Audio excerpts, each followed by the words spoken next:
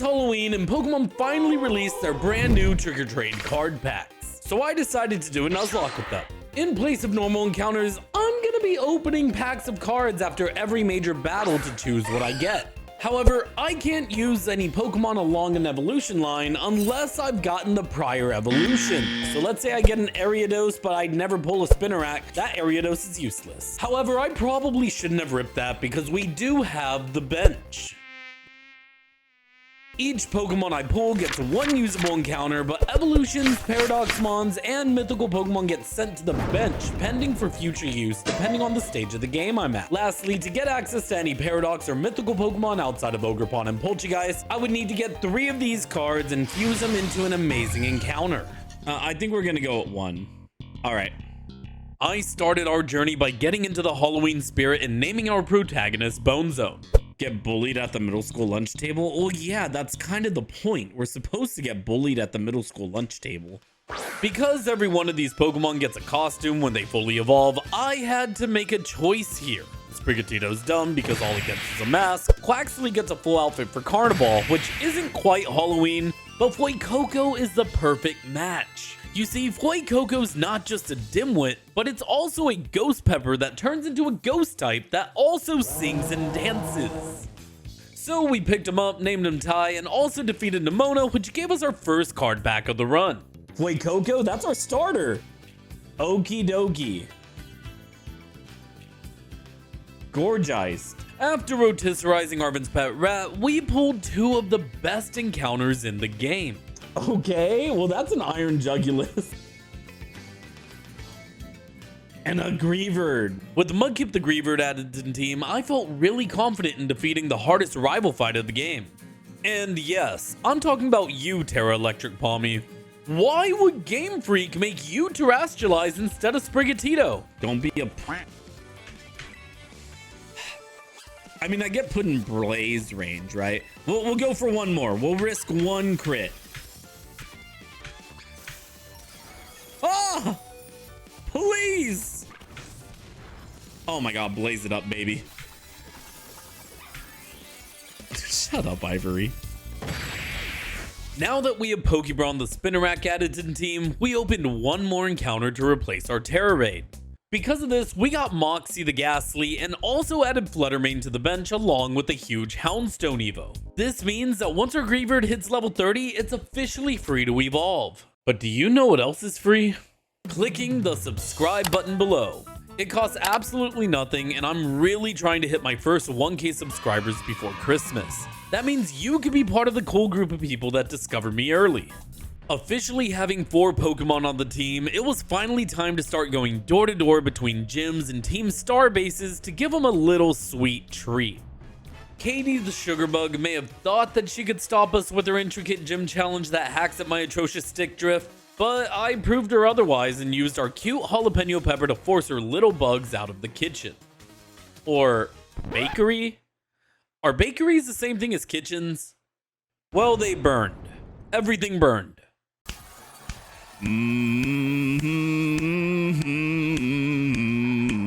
With 1 new badge comes a new pack of cards, but there happens to be a little bit of an issue. Hey guys, how are we going to beat Cloth? How are we beating Cloth?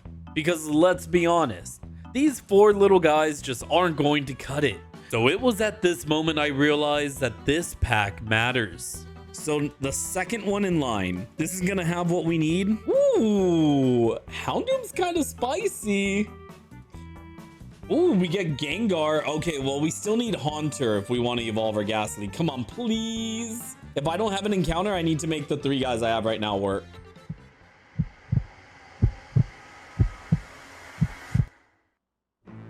What did I say? What did I say we needed to get? This was the blessing we needed. Welcome to the team, yawns the Quaxley. And since starters are able to evolve since the evolutions aren't in the packs, Yawns turned into Quaxwell, and it was time to take on the Abominable Titan. Teaming up with Arvin, I led Mudkip. And I get it, you're probably wondering at this point, why don't you use Yawns? She's literally a water type. You just pogged all over your Decibel. And that's because of Cloth's Anger Shell ability. If this crustacean's HP drops below half, it gets a major attack buff, which will cause something like this. thanks to Arvin's Shelter and Griever getting defense drops on Cloth, we were able to go into Yawns and pray for the best. Come on, please kill. You're -4 defense, man. Yes, that's good. I'm so thankful we pulled through on this one. Is that Mischievous? Oh, it's Miss Magius. One step closer to an Evo. Another dud. That's a dead pack. Despite not receiving any new encounters, I wasn't worried since I knew our squad had the juice to defeat anything that was faced in front of us. Hello? There's a terrible child headed your way. And their name is... Bone Zone. Well, trick or treat and smell my feet, Gracias, because it's time to make you pay for all those people you asked for a hug from in high school. Like a repetition of history, Ty terrestrialized and made short work of the growing weeds up until his ace truly Wudo hit the field. At this point, one of two things could happen. If Rock Throw crits, we die. But if it doesn't, we're put into Blaze range and get the kill. Yeah, that was small. Why do you use Trailblaze? Oh, it's because he's slower. Okay, make that one of 3 things could happen. Now all we need to do is swap to Mudkip and hope that we don't get crit in order to land a Fire Fang. Because Mudkip is simply him, we dodged the crit, landed our Fire Fang, and got to slip away with another deathless victory. Now we get Pumpkaboo because we finally had all the Gorge Ice, and we can get Pikachu here. Yeah, okay, let's pause for a moment. It actually turns out that Pumpkaboo isn't available in Gen 9, which is kind of like, what the f***, Pokemon? Why put anything but Scarlet and Violet accessible Pokemon in Gen 9 packs? What did I click?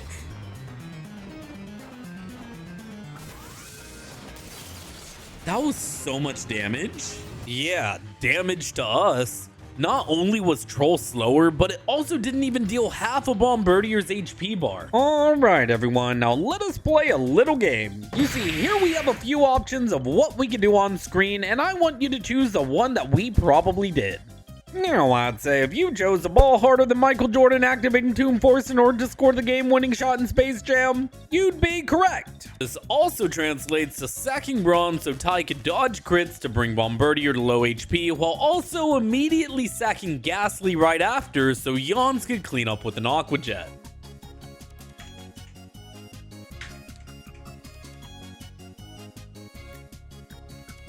Oh, I forgot, it can't kill, it can't kill. That scared the shit out of me. I don't know if you could tell right now, but I am not having fun. But let's not forget that I wasn't done just there, because like any other boss in games, I still needed to get through phase 2. In this moment, I needed Bombardier to target Arvin's Knackley while I volt switched out, or I was certain to be back at the beginning of the game. Please hit Knackley. Alright, I need Arvin to clutch now. Why? You're rock polishing! You're trash, kid! You're f***ing trash! How can you be so f***ing useless, Arvin? At this point, it felt like all hope was lost and everything was entirely cooked. But if I've learned anything from our GOAT Wacko 2, it's cringe to give up any time before the end. We're getting Terra?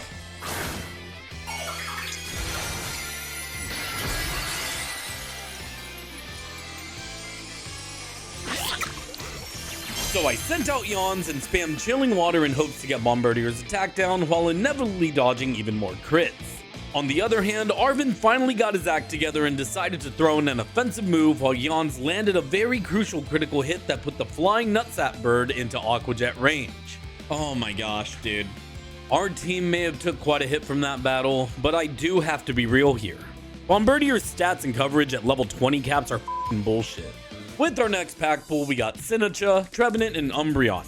Now normally, I would need to pull a Phantom to get Trevenant, but given the fact that Pumpkaboo and Gorgeist have been pulled multiple times and aren't in the game, I allowed myself to take Trevenant and still get the Umbreon encounter from the pack pool.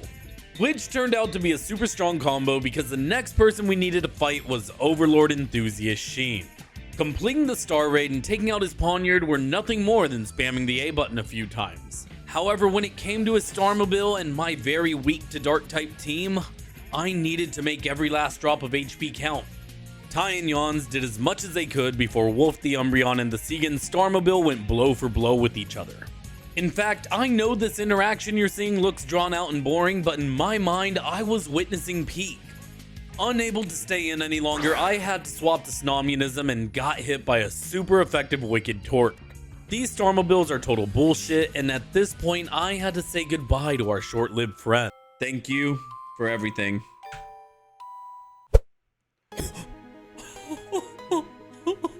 Snom! A Hollow Mist miracle took place, and Snommunism proved that it was on the team to stay and that he'd never let us down no matter how tough it gets. Thankfully, we got to keep adding encounters like Jimbad the Mimikyu, who took refuge in our party just in time for Iono. Someone who actually has an ace Pokemon that's strong enough to make the targeted player base break their Joy-Cons. As a matter of fact, has anyone even recognized that Pokemon's kinda notorious for making every third gym leader in their games a like every single one of them is a demon designed to make children scream, cry, and be filled with overwhelming joy when they finally win. So this battle goes out for all those little kids that got stomped by Iono. I'm stealing her candy. Coming in hot, Jimbad snuck through Wattrel's defenses, and we showed Iono how a real star battles by terrestrializing Snommunism under the spotlight. Using Leech Seed combo with Will-O-Wisp, we were able to safely stall out all of Iono's team. And yes, that even includes a stupid Terra Electric Levitate Mismagius with Charge Beam. You're nothing more than a gross, stupid, horrible abomination to ever be put in a vanilla game. Okay, rant over. Next on the path to Starfall Street was Mela the Fire-type trainer, and our new Pogdog the Houndoom was perfect for the Starmobile because its ability Flash Fire, an ability that renders Mela's Starmobile completely useless. And it's times like this that make me wonder why I even make these videos. In an effort to steer back on track, Ty used Snarl to disincentivize it from using Overheat when we swapped into Yawns. And with just the right amount of luck, we were able to rain on Team Star's parade. I swear I'm tired of running around this map already, but even though we were only 3 badges in, I felt so close to the end. We stumbled upon an oversized worm and doused it in flames, pulled more cards, added Ivory the Mischievous to the team, outbid some poor casuals in the market, and enacted the overwhelming power that is Snommunism on Kofu. Sorry, it's kinda hard to make a really interesting story whenever you have a Leech Seed, Hornleech, and Will-O-Wisp to wall all of Kofu's team. Okay? Alright, we need one more Darkrai. Litwick? Okay. Dusclops. Upon reaching level 30, Mudkip evolved into Houndstone, and Dusclops joined the squad just in time for the hardest member of Team Star. Atticus has been proven to be an issue for even the most prominent of Nuzlockers. Just look at our good friend DRXX, for example. No! It's still... What? Huh? So bad. Are you serious, dude? Roll the clip. 2 procs of leftovers. Huh? Hey, good shit, Houndstone. Oh. Oh, dude, these Starmobiles are such a pain. Well, what do you know? That wasn't as bad as the last time I did this fight.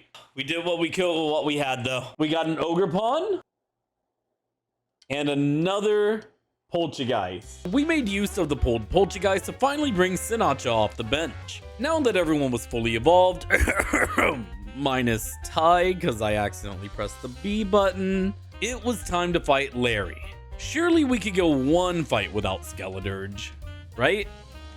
Yawns made the hard-working businessman sweat more than me when a goth woman gives me a shred of attention. And Jinbad was able to chip Staraptor enough to let Ivory take down the bird. I just feel like one day I'm not going to be so lucky when it comes to dodging crits. Okay, I guess I kinda deserve this for not evolving Ty and talking some smack about crits. But let's look on the bright side. At least now I can check out Mudkip's signature move. That's the animation? That's a dog shit animation. Oh my god, dude. They had the potential to make like a really cool move. Anyways, we do get a Lampent, which completes the Chandelure line, a Monkey Dory for the bench, and... You've got to be kidding me. Well, you are what you eat, and when you eat shit, I guess technically you get shit in the form of a bipedal cat. Regardless, it was time to get pumped. Grimes' gym challenge is a double battle, but that serves no issue for us since everyone knows you always trick or treat with a partner. Her ghost Pokemon were no issue for Jinbad as he was capable of taking everyone out, but I still needed support from my left side. I swapped Wolfie out for Captain Kid, who ate a discharge, and all I needed to do was Flower Trick the Mimikyu and let Jinbad's Phantom Force finish the job on Toxtricity. Oh. Wait, what? Unlucky. Wait. Did she get a speed boost from that last chant? Is this what I deserve for calling the grass cat stupid earlier? I didn't notice her Pokemon got faster.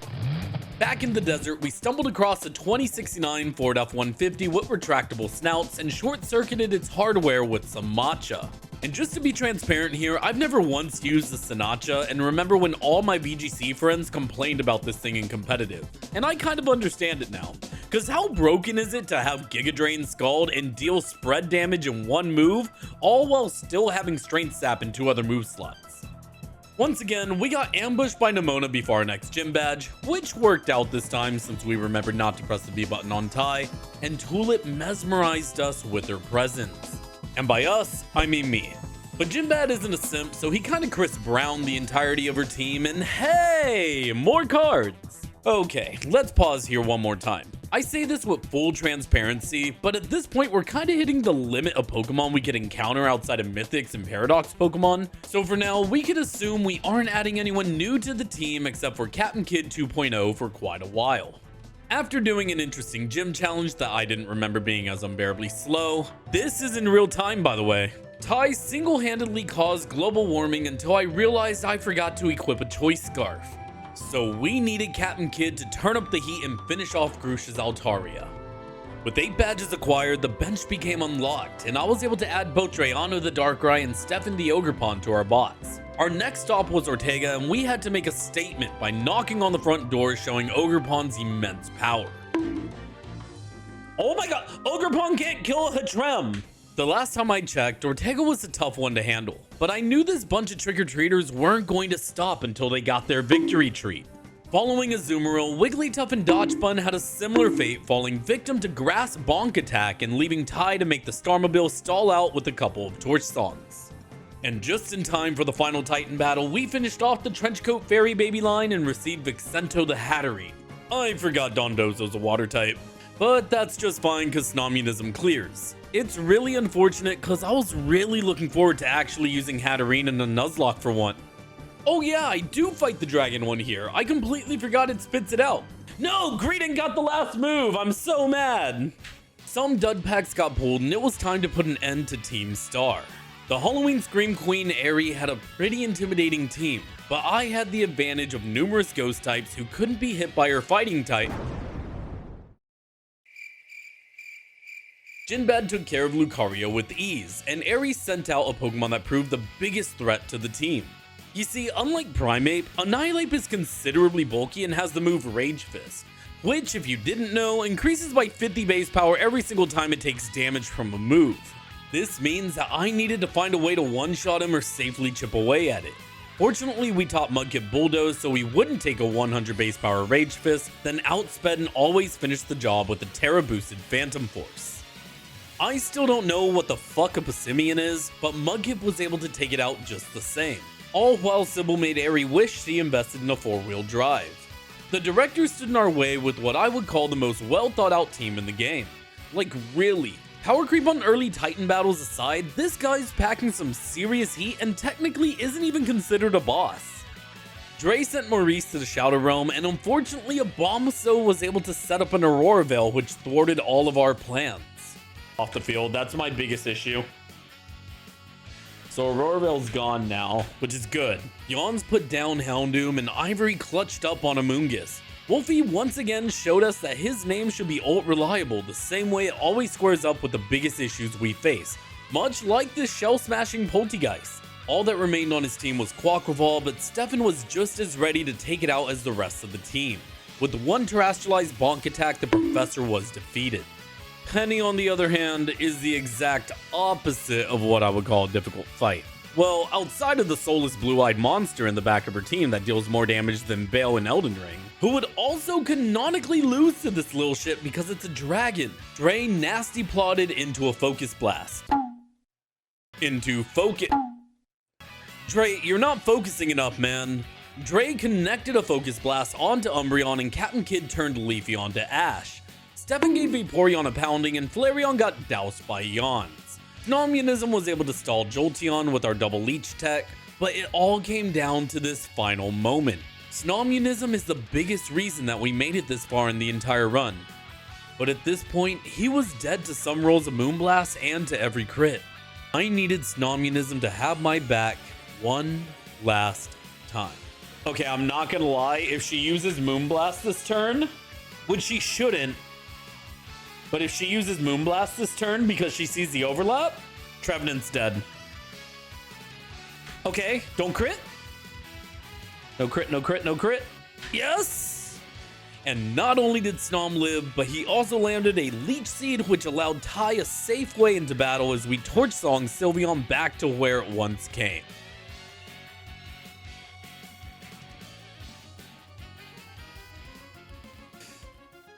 Alright, let's see. It was finally time to confront Arven for our last fight before the league. And from the looks of it, his partners from the Titans were all grown up. But unfortunately for him, we had some really broken shit on our side. For some reason, Dre learns the move Ice Beam and used it to obliterate Toadscroll. Snom took out Gargle Balznackle, and Wooper easily took out Scovillain without breaking a sweat. Well, sorta. The stones, don't crit me. Yeah, for some reason I forgot Snom was a grass type, and the last time I checked, Stab Fire Blast normally does a lot more damage than a Crunch attack. But hey, I've gotten away with a lot more stupid shit in the past, and this just adds to the list. If I miss Air Slash, it's gone. Yes! Cloyster was shattered by Yawns, and Mabastiff, also known as Mabalstiff, was taken out by the cute tyrant Jinbad. Oh, and if you're wondering about Greedent, it's sorta... With Team Star quelled, the Titan suppressed, and 8 badges acquired, I just needed one more thing. And that's for you to please click those like and subscribe buttons, as well as drop a comment about your favorite part of this run below. I passed the test. I passed the test and began my fights against the Elite Four. Rika came at us swinging with their ground types, but we were swinging harder. And by we, I mean Stefan with an IV baseball bat. So 1 bonk, 2 bonk, 3 bonks, 4. Leaving nothing but her poor little Clodsire who had no clue what it was getting into. Unfortunately for the child and Larry, both simultaneously got their teams destroyed by Ty using Torch Song. But then there was Hassel, who was an actual hassle by the way. Every bit of planning for this E4 was specifically crafted around being able to defeat this man and his Excalibur. Jinbad started off strong, hitting Noivern out of the sky with ease. Dragalge on the other hand needed multiple hits to take out, but our disguise ability would make that easily doable. The only punish that could come our way would be to miss our play rough. I may have deviated from the plan, but I still couldn't throw this run yet. Putting all my faith into Ivory, she held it down and took out Dragalge. And pivoting through Dre, Jinbad was able to safely take the field again and take out Haxorus and Flapple. Because our disguise was broken, I couldn't safely take out Excalibur, which meant I needed to shuffle through my team in order to get Vixento on the field. And if I've learned anything about dragons from watching Shrek, it's that they can be calmed with one simple thing. Vixento Draining Kissed the monster for full HP, and all I needed to do was land a super effective Dazzling Gleam after dodging a crit. Do it. Come on, don't do it. Yes. I didn't know Icicle Crash could flinch. I should really stop saying all I need because it never seems to work out. However, with the amount of chip Vix did, Ty was able to pivot to Jinbad, which allowed him to finish the job. Miss Who Even Are You congratulated us for getting this far, and I knew this was going to be the true hardest battle of the game.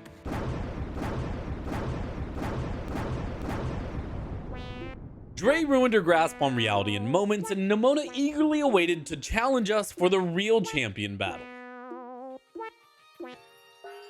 The mask came off as Lycanroc stood no chance to Stefan's IB Cudgel, and Jinbad showed Goodra that a good enough costume can enact the element of surprise.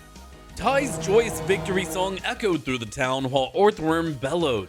Yawns took out the Dudunsparce with a flurry of punches, while Mudkip short-circuited Palmont so we could safely finish it off with Ty. We ended our journey just the same way that it began. Starter versus starter, and Nimona ending up with the burn. And to that puts an end to our... hello? I'm over here stroking my dick. I got lotion on my dick right now. I'm just stroking my shit.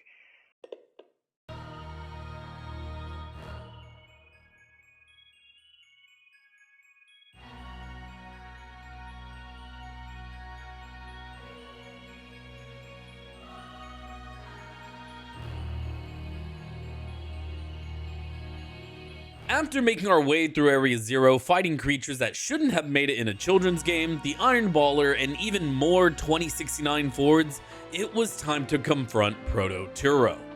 This man's team of Digimon were powerful, but not as powerful as us. In one turn, Pharaohs took out his Mecha Volcarona, and then I sent out Sybil against Iron Thorns. But against all odds, we not only missed our Machagacha, but also got crit, resulting in Sybil's death. Jinbad came back swinging with as many drain punches as he could, but eventually even his luck ran out as he also fell. Stefan finished off the Mecha Menace, and Dre came in to hold it down against the Iron Jugulus. In an effort to save Dre's life, I swapped into Pharaohs who used close combat on Iron Tubs and got a vital Toxic Chain prod. Because of an unfortunate paralysis, Pharaohs ended up being defeated, but not without taking Iron Tubs out with it. Utilizing this free swap, I brought Stefan in to easily deal with the Iron Bundle, and then proceeded to prepare for the worst as I fired in a Wood Hammer on Iron Valiant. Stefan, I need you to clutch up for me, bro. If I miss this range, then I'm sure Stefan's going to be dead. 2 free. And there you have it. A hardcore Nuzlocke with cards choosing our Pokemon. As always, subscribe and leave a like and comment, especially if you enjoyed the video.